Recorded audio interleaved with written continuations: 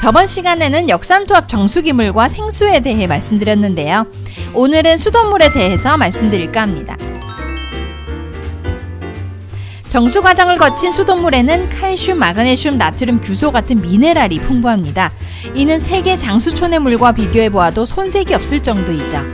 한 가지 걸리는 게 있는데 살균제로 첨가되는 염소가 혈전을 만들어서 동맥경화와 뇌졸중을 일으킨다는 보고도 있지만 역삼투압 정수기 물에 비하면 애교라고 볼 수 있죠. 그럼 수돗물이 좋은 물일까요? 분명히 역삼투압 물보다는 좋은 물입니다.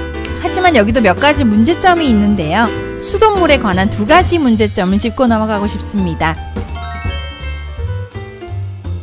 수돗물의 문제점 중 하나는 배관입니다. 우리나라 수도 배관이 심각하게 노후되어 있어서 최근에는 에폭시 배관으로 바뀌었습니다. 그런데 문제는 식수에서 나와서는 안 되는 벤젠, 톨루엔, 비스페놀 A 같은 발암물질이 검출된다는 것입니다.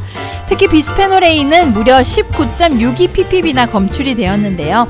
미국 화학협회의 조사에 따르면 한국인의 비스페놀 A 배출량은 쿠웨이트에 이어서 아시아 2위로 나타났습니다. 그만큼 한국인의 체내에 비스페놀 A가 많이 녹아있다는 뜻이죠. 비스페놀 A는 발암물질로 분류되어서 식수에서는 엄격하게 규제되고 있는 맹독성 물질입니다. 세계 각국에서 비스페놀 A에 대한 수많은 연구 결과 발암물질이자 신경장애 유발물질로 분류되어서 미국의 경우는 비스페놀 A가 함유된 제품에 대해서 사용 금지 같은 규제를 강화하고 있습니다. 미국의 한 연구팀은 비스페놀 A가 전립선 암의 세포를 성장시킨다는 사실을 확인했다고 발표했습니다. 비스페놀 A는 내분비계를 교란해서 적은 양으로도 생식 기능을 저하시키고 성장 장애, 기형, 면역계 이상을 일으키고 암을 유발하는 환경 호르몬입니다. 비스페놀 A는 소량이라도 몸 안에 축적되는 성질이 있어서 안전한 수치는 존재하지 않습니다. 터프스 대학교 애나소토 연구팀은 기존의 독성학자들이 실험한 것보다 200만 배나 낮은 농도로 존재하더라도 내분비계를 교란시키는 효과가 나타났다고 말했습니다. 수돗물의 두 번째 문제점은 중금속과 항생물질입니다. 선진국 독일의 경우는 수돗물을 가정으로 보내기 전에 물고기를 넣어서 유해 성분이 없는지 충분히 검토합니다. 염소나 오존으로 물을 소독하지도 않습니다. 하지만 우리나라는 철광산에서 흘러내리는 오염수가 정화 처리 과정 없이 강을 상류로 들어가기도 하고 공단 지역의 폐수, 농약병과 잔류농약, 대형 축사에서 나오는 축사 분뇨 등의 무방비로 노출되어 있죠. 수도권의 식수원으로 쓰이는 팔당호의 상태를 볼까요? 카드뮴은 무려 8배나 기준을 초과했습니다. 이 밖에도 구리, 납 등의 중금속이 심각하게 오염되어 있다는 것이 방송을 타기도 했는데요.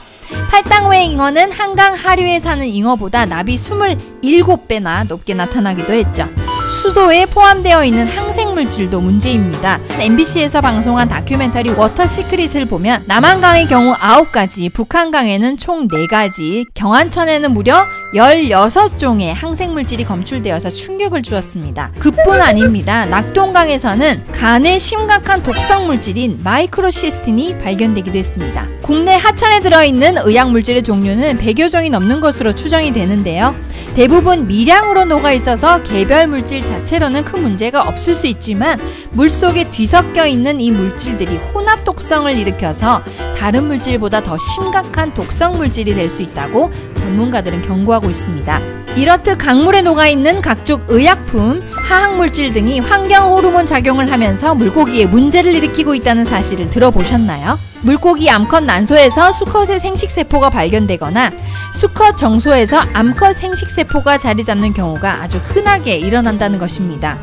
전남대 조현서 교수팀은 환경부 국립환경과학원의 의뢰로 남한강, 낙동강, 영산강 등의 6개 지점에서 붕어를 채집해 생식세포 이상 여부를 조사했습니다. 결과는 32.3%가 생식기에 문제가 생기고 이성의 생식세포를 보유한 것으로 나타났습니다. 전남대 이정식 교수는 강물에 흘러든 의약물질이나 농약, 산업공정에서 나오는 화학물질 등 내분비를 교란하는 각종 환경호르몬에 물고기가 오랜 시간 노출되면서 이 같은 현상이 발생한 것으로 보인다고 말했습니다. 몇 해 전에는 대구의 수돗물에서 과부라 화합물 PFOA가 검출되기도 했는데요.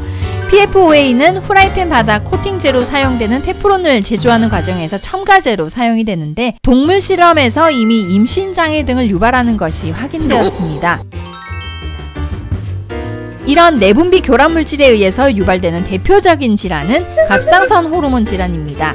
특히 임신 중에 갑상선 호르몬이 부족하면 태아의 두뇌 발달을 저하시키고 아이들이 주의력 결핍이나 과잉 행동 장애를 일으킬 수 있죠. BPA, 납, 프탈레이트 같은 내분비계 교란 물질은 비만, 이상 지지혈증, 인슐린 저항성을 유발해서 결국 당뇨의 원인이 되고 뿐만 아니라 인슐린을 분비하는 췌장에도 악영향을 줍니다.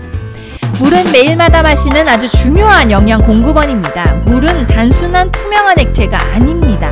물은 우리 몸에 꼭 필요한 미네랄을 공급하는 아주 중요한 영양물질입니다.